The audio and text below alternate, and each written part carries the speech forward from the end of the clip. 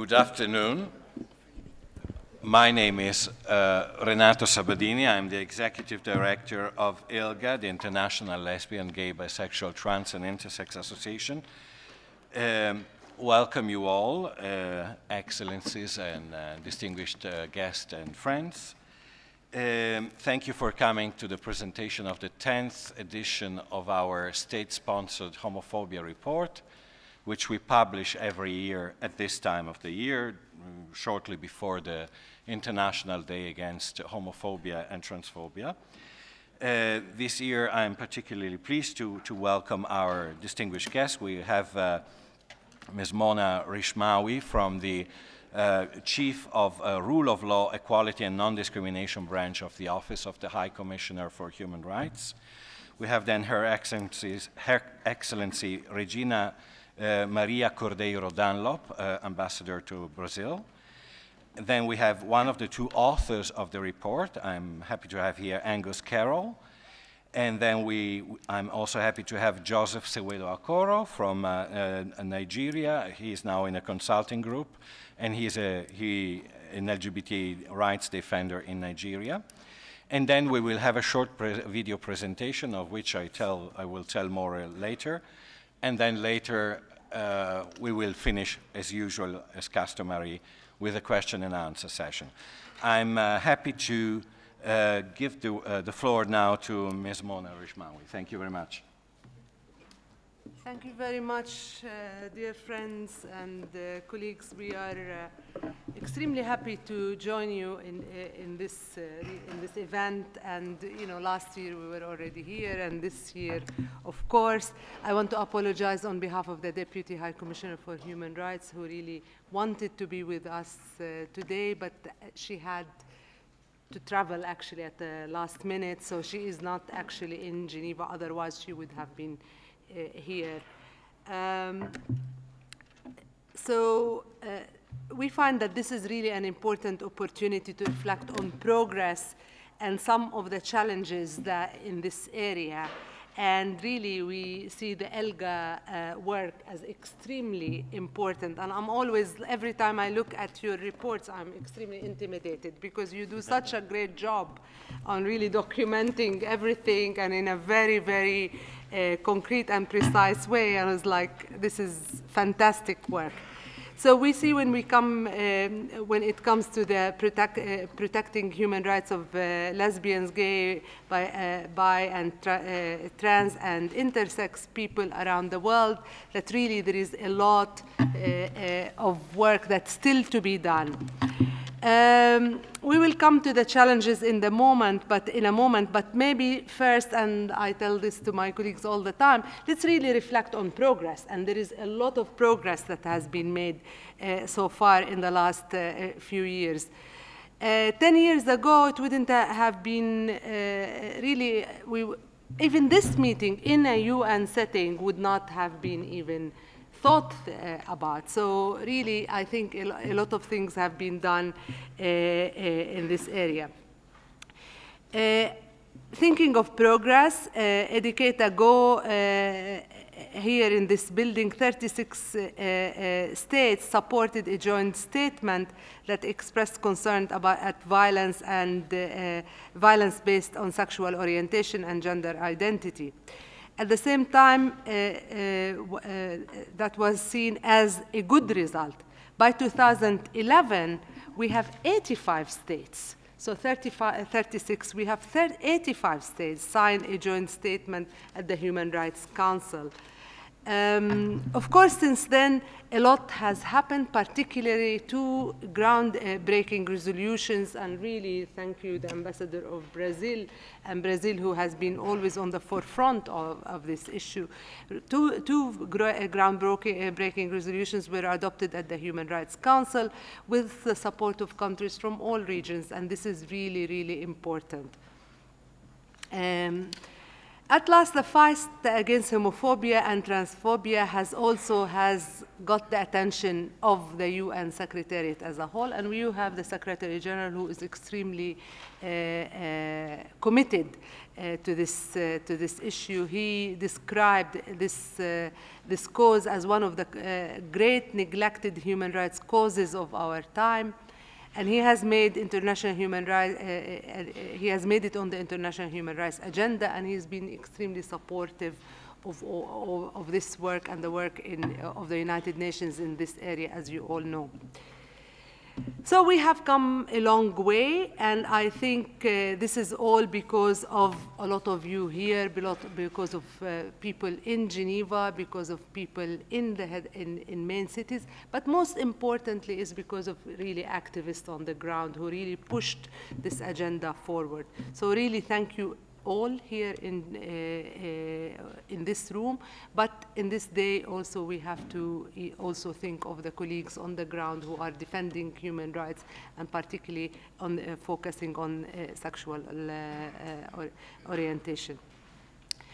The activists all around the world who have done so much to open people's eyes to the scale of human rights abuses directed against people because of their sexual orientation and their gender identity, and because of their gender expression. Progress at the UN is one thing, but the reality on the ground is something else. And really, the real success story is when we start changing attitudes on the ground at the country level. We've seen historic advances also at the country level, and I'll mention in a minute some very good progress, but also some setbacks. Almost everywhere, LGBTI people, although they are more visible, and perhaps because they are more visible, we see more of the problems, and which basically puts an obligation on us to tackle these issues a bit harder. As you know, the Human Rights Council has asked the Office of the High Commissioner for Human Rights to really to submit one report about 2 years ago, and we will have a report again. They asked us to submit another report to the Human Rights Council, which documents some of the advances, also some very good practices, but also, of course, as is the reality in this area, also to record setbacks. So this report will be available very soon. Michael, who's really worked very hard, I'm sure, with you all here on this report, will be very happy also to answer questions if you have about the scope of what we are doing, the scope of the report. But let me tell you some of the things that we have been some of the things that we'll be saying in this report. I mentioned already the progress, and this we will mention. We will mention that really the glass is half, maybe not half full, but there is some parts which are full in that glass. So we cannot look at issues from a totally negative point of view. So since 2011, and this is some of the things that we are saying, we see that the introduction of new anti-discrimination laws and anti-hate criminal laws, and in 14 countries, this is already very good progress. We see legal recognition of same-sex relationships in 12 countries. That brings the number to 34 of legal recognition countries throughout the world. We see changes introduced in at least 10 countries to make it easier for trans people to have their gender identity reflected on official ID documents. Again, this is progress. And human rights in general, the way we measure it is you measure it through the violations, but you also measure it through the progress that you actually make.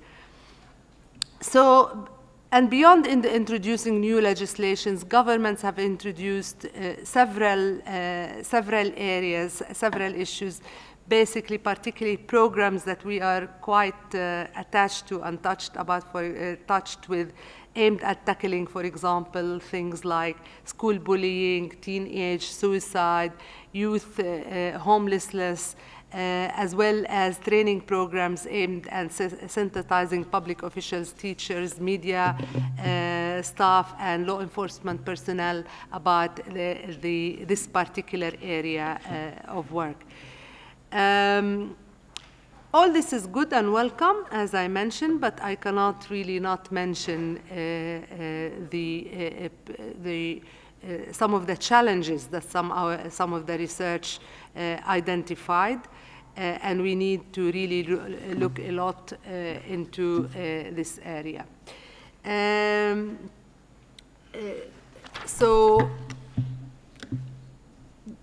to look at these challenges, and I mean, you know, a lot of them, you know, about the persecution, you know, of LGBTI people, imprisonment, the continued criminalization in many countries, reaching in some times to death penalties, people who are thought to be LGBTI people also being not only discriminated against, but also, I would say, persecuted in a number of countries.